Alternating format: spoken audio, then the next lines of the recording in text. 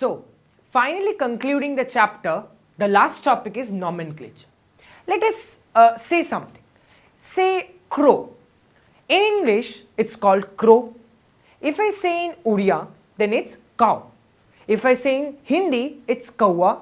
If I say in Bengali, it's kak. So, if the organisms are named so differently in different regional languages, then how can we identify it? This problem has to be solved scientifically, and then came the concept of nomenclature, that is the art of naming an organism.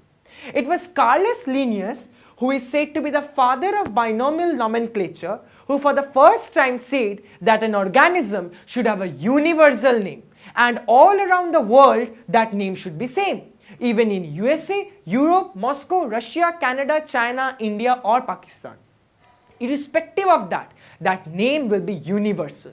As in case of water, I will say H2O is a universal chemical formula. Similarly, the name of crow should be universal. Say I have made it. Panthera tigris is the scientific name of tiger. Rana tigrina is the scientific name of frog. Eagle marmelos is the scientific name of bel patta. Bel patta used for worship of Lord Shiv. Anopheles, the mosquito which causes malaria. Periplaneta americana, cockroach. So these names are given scientifically. See, two names. So binomial, bi means two and nomial is naming. So two names. This is called generic name, that is the genus. We know genus, and this is called specific epithet.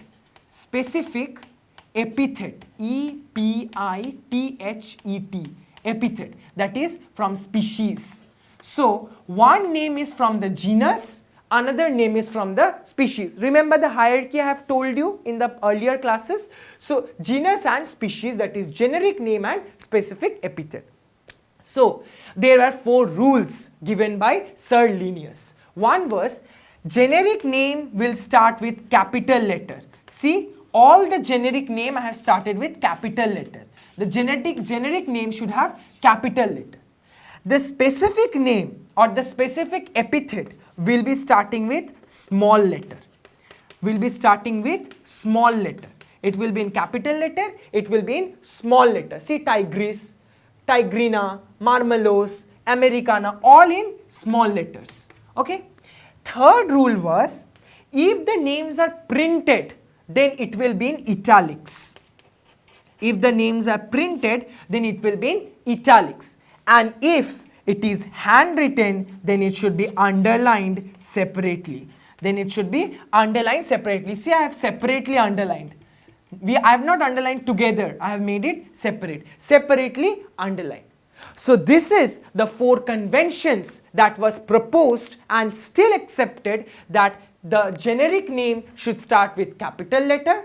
The specific epithet should start with small letter. If it is printed, then it should be in italics, and if it is not printed, handwritten, then it should be separately underlined. And with this nomenclature, all the organisms of the world are designated a scientific name with which they are known all around. Say from Asia to Europe, from Antarctica to America, everywhere the name is same.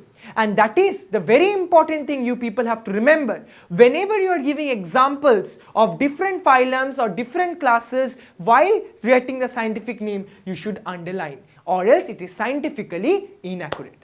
With this, the chapter complete.